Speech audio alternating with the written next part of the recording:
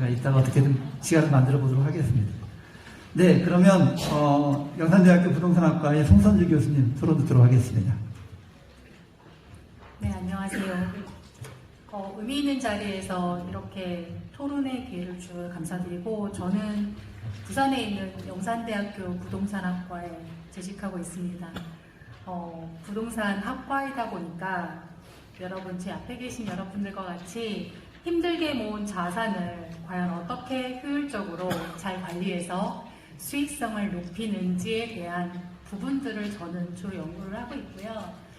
이 장기요양시설의 임차 허용이라는 이런 타이틀을 가지고 이 자리에서 제가 과연 어떤 얘기를 드릴 수 있을까라는 걸 상당히 고민을 많이 하면서 왔습니다. 와서 전국에서 모이셨다고 하고 피켓을 들고 제가 이 사회복지 그리고 장기요양 쪽으로는 이렇게 토론회가 처음이어서 약간 아직은 좀 분위기가 적응이 좀 필요한 상황이긴 한데, 이제 제가 부동산 그리고 이런 금융학 관점에서 좀 말씀을 드리다 보면 임차에 대한 임차 아니면 오늘 지금 발제자분께서 말씀하시는 금융화라는 것 자체는 결국은 타인의 부동산이거나 아니면 타인의 자산을 가지고 어떻게 그걸 운용하는지에 대한 부분입니다. 그러니까 내가 갖고 있는 게 아니고 남의 부동산이거나 남의 자본을 이용하기 때문에 내 의사대로 움직일 수 없다라는 게 그 전제로 깔려 있는 거고,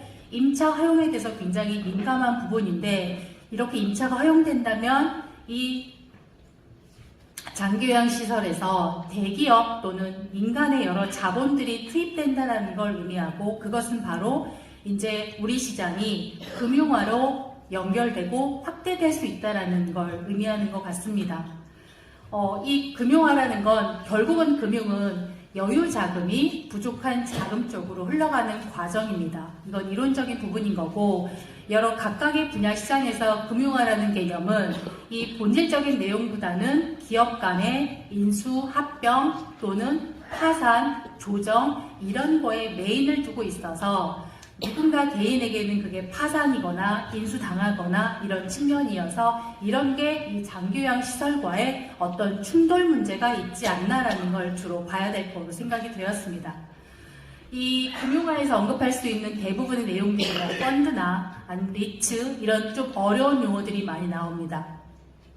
저는 부산에서 지금 올라와서 서울역에 보면 서울스퀘어 이렇게 예쁜 모양들이 걸어가는 거 혹시 보셨나요? 그 건물의 소유주는 누구일까요? 또는 강남역에 있는 삼성의 서초 사옥의 소유주는 누구라고 생각하시나요? 그것들이 실명을 거론할 수 없지만 리츠가 소유하고 있습니다. 이게 개인이거나 기업이 소유하지 않고 여러 투자 자금들이 모여서 있는 리츠가 그런 것들을 소유하고 있어서 그 운영에 대해서 상당히 복잡한 구조를 갖고 있다는 걸 전제로 말씀을 드리고요. 그랬을 때 이 장기요양 시장에서 과연 이런 금융화, 그리고 이 금융화라는 게 이제 임차에 대한 허용을 통해서 긍정적인 측면이 분명히 발생할 거라고 저는 그 전제로 이 내용을 보기 시작을 했습니다. 왜냐하면 대도시를 중심으로 공급이 부족하고, 그리고 이 계층에 따라서 다양한 서비스를 요구하는 수요자들이 존재할 수 있기 때문입니다. 근데 이 개념은 제가 이 타이틀만 보고 이 공부를 하기 전에 관점이었고요. 그리고 지극히 공급자적인 마인드라고 인지는 알 수 있는 상황이 됐습니다. 왜냐하면 저 또한 향후 모든 대한민국 국민이 모두 이 장기요양 시설의 미래의 잠재 또는 현재의 소비자이기 때문에 그 소비자로서의 관점으로 바라보았을 때 이 정책의 기준이 과연 공급자적인 마인드인 건지 아니면 소비자적인 측면에서 바라보고 있는 건지를 살펴볼 필요가 있다는 생각이 들었습니다. 그래서 이 임차에 대한 허용을 주장하는 의견들을 찾아보니까 공급에 대한 확대, 그리고 다양한 서비스에 대한 혜택, 과연 그것들이 우리 대한민국 안에서 제대로 그 효과를